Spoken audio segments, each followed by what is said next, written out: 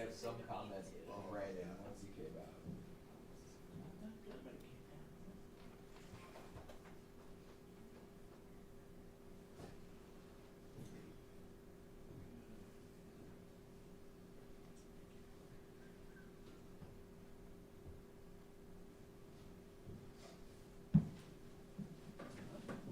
Matt, am I in frame? Is my head in frame? How'd you do? This will not be a I was gonna marathon. answer all your questions. This will not be a marathon. I, We got players. Okay. Tell us who the players are coming. It's for your surprise, John. Or do you have a tea time? Man, I tell you what, shirt's off weather today. Not my shirt off, but for Buffalo. You guys ready back there? Okay, fire away.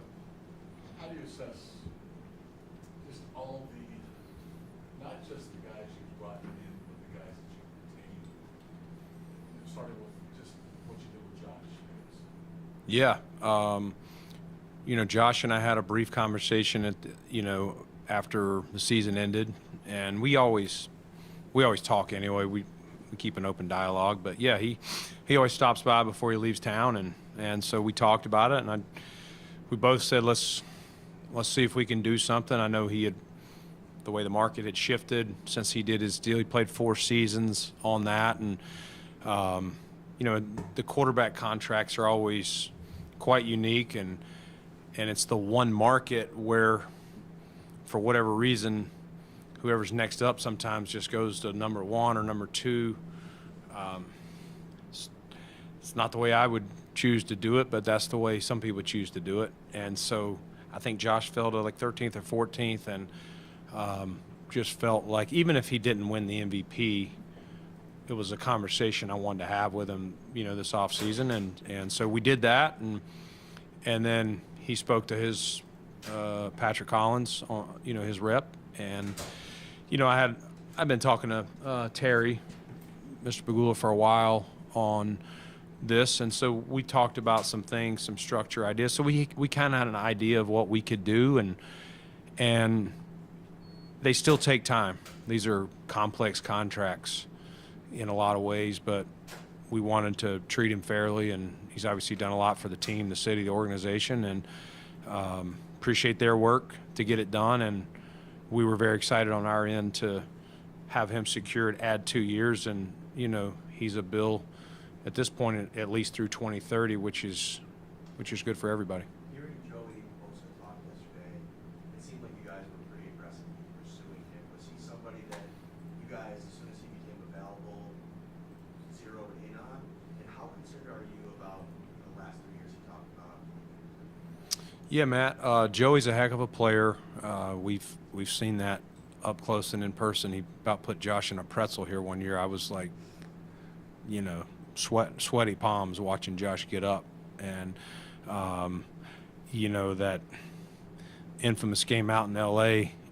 I don't think he only had 1 sack, but he was all over Peterman, and I yelled at him for damaging his career. It started there, but in all, you've always, the Bosas, them. I scouted those guys in college, elite talents, and yes, he has. To your question, Matt, he has had some injuries. Most of them, if you watch him play, you see why. He plays the game violent. He plays it reckless, without care for his body, which you love, but sometimes, we've seen it here with Milano a little bit too. He plays that wrecking ball style. I think Joey does it. But he knows how to rush. He hasn't lost that. He played 14 games last year, 41% of the play time. So he can help us. We need to have him help us through the year, and then also, if hopefully we can qualify for the playoffs and have him fresh, ready to help us down the stretch. I think if he had never really had any medical issues or any setbacks, his market would be in a lot different place than where we were able to land with him. Do you have a plan then, or are you still kind of working through that with how to keep him healthy and make sure that he's at his best at the end of the year? Yeah, we have a plan with every player, not just guys who have been injured. We have a plan. We have our performance guys do a really good job. Joe Collins, Nate Bresky, and now Will Greenberg's our head strength coach. But we put an individualized plan for each of these guys. Again, if he came here and never missed a game, we still bring him in, talk to him about things. There's guys that haven't missed games, but they're dealing with stuff, and you want to ask guys like that, do you practice every day? Do you need a vet day? What do you do on Mondays? Do you lift after Mondays, or do you wait till Tuesday? All those things. So we will definitely have a plan, in this case, for Joey, and, from your spring to getting through training camp to the first part of the season to the latter part of the season. Brandon, I know you might be ballparking a little bit, but where are you at in space, and how active do you see the team being going forward right now? Yeah, I don't have an actual number for you. We're still working through some things, but we're running tight with knowing you have to save money for the draft picks, and I think I've talked to you guys about it before. Even if you're under on this top 51, we've had to do moves in the past at the 53 cut when you have to, include everyone, practice squad, whoever's going on IR, injury replacement cost, all that. So we're getting thin. We've changed stores that we're shopping in. Your stated goal in free agency is to have every hole filled as much as possible Yes. going into the draft. Number 2 corner right now with Rasul still being unsigned, I don't know that you can say is filled. What's the plan there, as much as you can share, I guess? Yeah, I mean, I would say 2 things. One, we got a month and a half till the draft, so we'll continue to look. Number 2, Jay, probably what I said last year when we traded Steph in early April, we don't play until September, so give us time to work through it. Things change. People pay using that position. Somebody may have paid a corner that makes another one expendable at some point. So we will continue to monitor not only that position but other positions. Right now it's about building competition and depth across the roster before we get to the draft, and then once you get there, and then when you get done with the draft, you kind of see how that fell. What did you land? Now what are your holes? And again, post-draft, some people may get heavy and say, you know what, I can release a guy now or June 1st, spread his cap out. So we'll continue to roster build. It never, in a perfect world, you would always love to stand up here and say, we can go play games right now. I'm not, professing that, but we'll continue to work at it. And again, I don't think that's the only spot we got to continue to get better at. Bosa, Hoyt, and Ogunjobi, could you speak to the priority of the defensive front, and then just a comment on what Hoyt and Ogunjobi bring to the table? Yeah. Both of those guys. So Hoyt is a guy that was a year ago was a restricted free agent. He got the 2nd round tender. He was a guy we were tracking to see what the Rams did. Really thought he was our type of player and knows how to rush. Can play multiple spots, versatile, motor. Just understands the game. And Ogunjobi's a guy. I knew him he's from North Carolina. I didn't know him personally, but knew him through, when I was with the Panthers, he was playing at Charlotte, and he actually went to Ragsdale High where my cousin taught and went. So he's a guy I knew who he was in high school just to be as good as he was there. So guy we've tracked. We've actually followed him before, but either couldn't financially make it work or whatever. And I think he's a guy that, we look at as can provide some interior depth rush. Pittsburgh was using him a little bit different than Cincinnati did. I think he had a 7-sack season. Not as many sacks the last few years in Pittsburgh's D, what he was asked to do. Maybe a little more two-gapping than penetrating. And while I'm on those guys, there's a couple things. Part of the delay, I'll start with Larry. part of the delay with Larry was he received, you know, around this time after we agreed, he got a notice that a PED pending suspension. So he came into my office yesterday.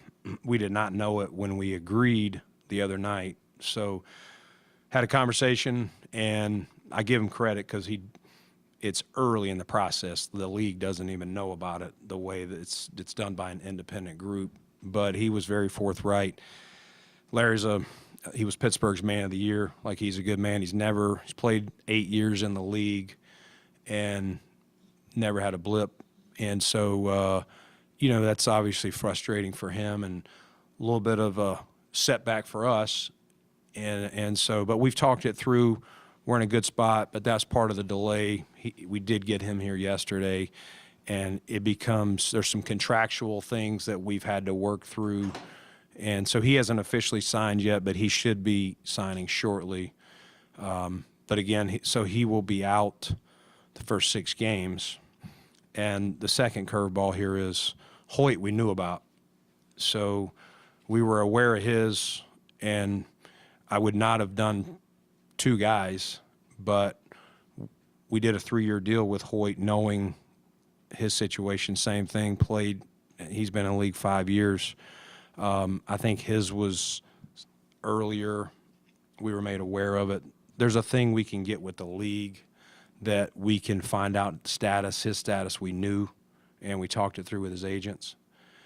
So,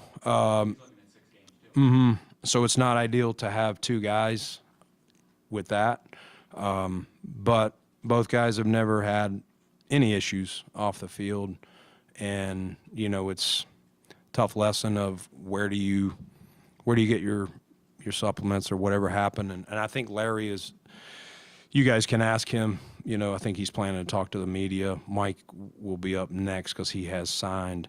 You know, my understanding from Mike thinks, you know, he knows what happened, but where, you know, and then Larry does not know, still looking into it, but wanted to just expedite it and be done. He could have drug it out. So we're going to have to, and we've talked about this since we got that news yesterday, we're going to have to kind of treat this as if we know now that a couple of guys are, you know, injured in camp, and you're going to, you know, you put them on IR to start. So the way that would work, you know, those guys will be out the 6 games. They can be out of they have to be out of the building 4, and then they can come back for 2 and begin play week 7. So they'll be with us in the off-season program, the training camp, and then when you make the 53 cut. So again, we'll be okay. It's just kind of planned for one. The other one, he literally got the letter, Larry did this week. Honestly, did not have to tell us, because the league, when I called them, they were unaware of it, and it all added up to when they get these tests, there's more than one sample. There's one sample, and then like 3 weeks later is the next sample. Until both have been tested, the league is not made aware of it. And so, but again, we'll embrace those guys, and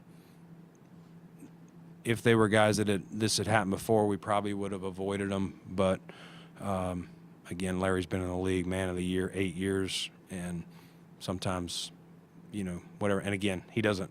You can ask him, but my understanding is he is not knowing, you know, what exactly occurred, and so we'll see. Is there a cap limit on those guys who are placed on the suspended list? So once they are today, no. Once you sign them, but when they go on, it does come off, and some happens in reconciliation after the season, but a little bit, yes. What went into the decision? I know you talked about some, but like after agreeing to terms with Larry and then finding out, and now knowing you have 2 of those, like why still stay with it? Yeah, you guys know how this works. You guys have seen this before, where, you know, you get frustrated, like somebody agrees, and then 2 days pass and then they change their mind or whatever. Well, guess what? Everyone else has already agreed and signed, so the pool has been thinned out. And so by the time we learn this, and what are your options? You either stay with the player, or a lot of other players have agreed to terms.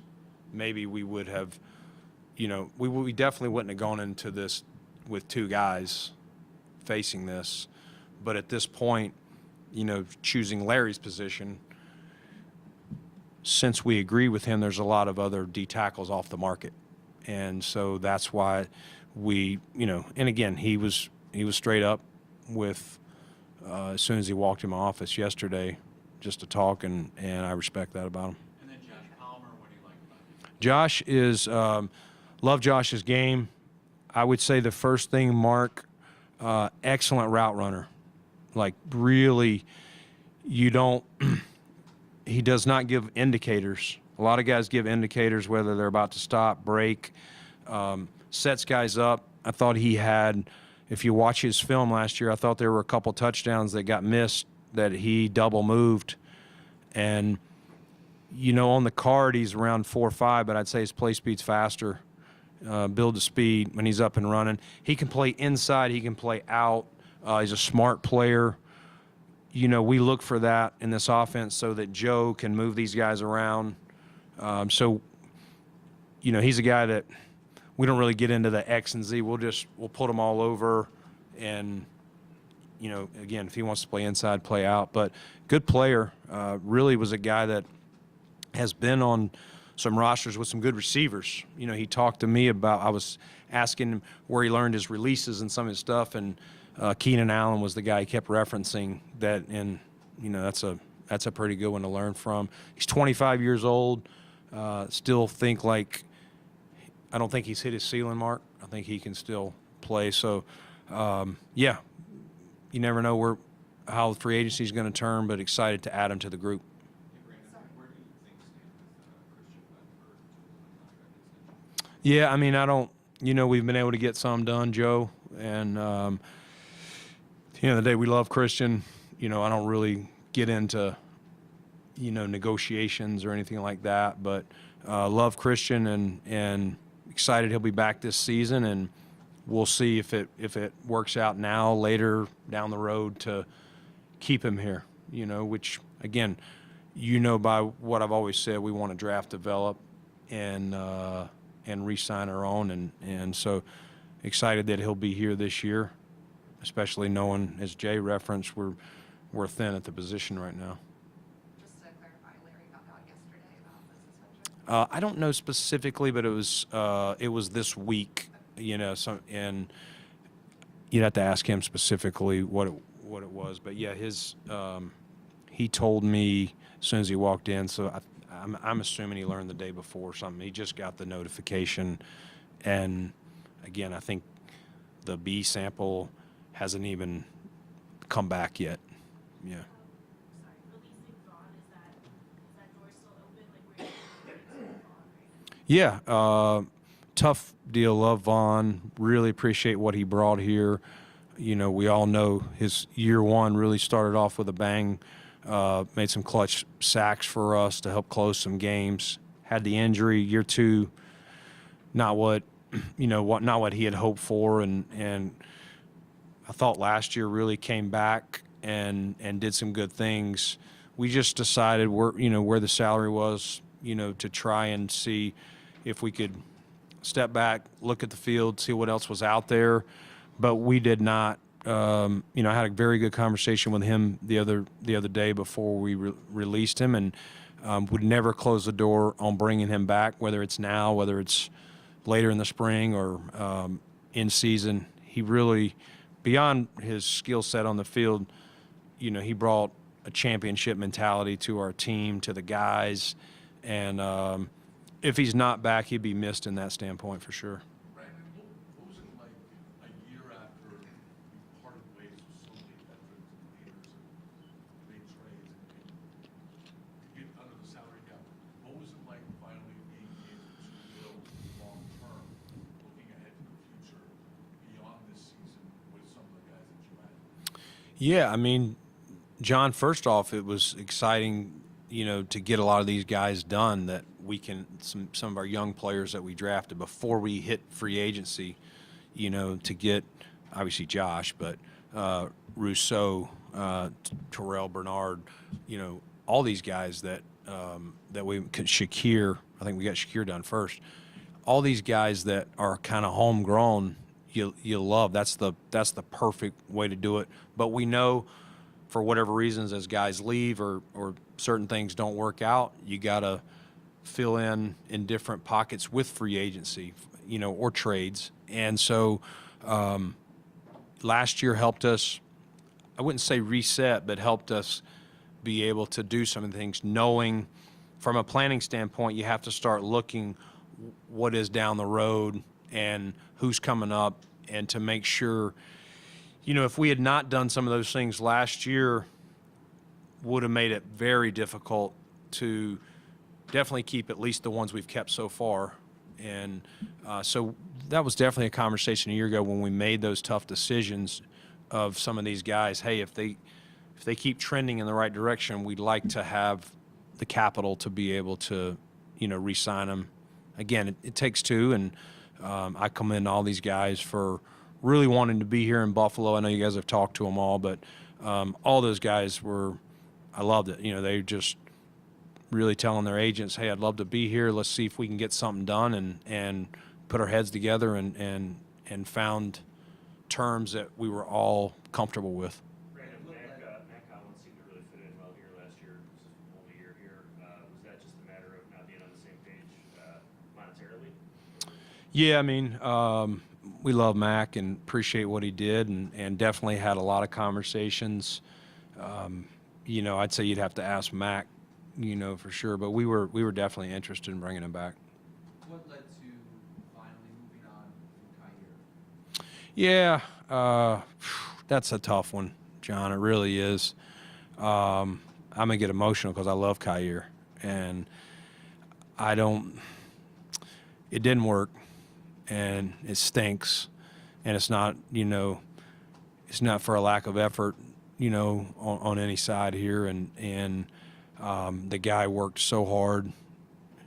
He had some bad breaks. Like anything, there's probably things he feels like, man, if I'd made this play or that play, maybe that, this game is about confidence, and especially that is a hard position. And Kaiir had some good moments here. He really did, whether some of the interceptions, I thought he had some good training camps.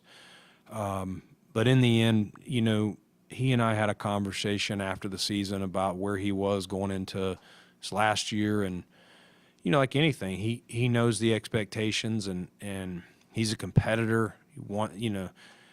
It was hurting him to not play, and whether it was to be a healthy scratch or to suit up but not really get in the game. And ultimately, it's on me. I made the selection that didn't work out, and I own that, and that's you don't want those to happen. But man, I'm rooting for Kaiir. I really am. I hope, in the conversations I had with teams, I really told them, like, you would be getting a great young man. And I mean, the guy worked so hard, and I think I'm confident maybe a reset for him.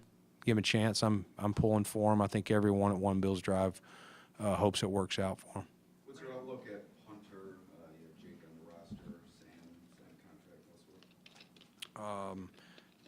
With respect to what's your? How do you see the team attacking that position this offseason? You only have one on the roster. Typically, the team has had more than that going into a season with an unproven player like Camarda. How do you expect to attack that position this offseason? Okay. Yeah, we'll look. We'll bring in competition for Jake. We like Jake coming out a lot, and he really. I thought he had some good first couple of years last year. Didn't go as well for him, but yeah, the same as corner. We'll continue to monitor that, who's out there. I wouldn't see us putting a big price tag you know, whether it's a veteran or, you know, in the draft.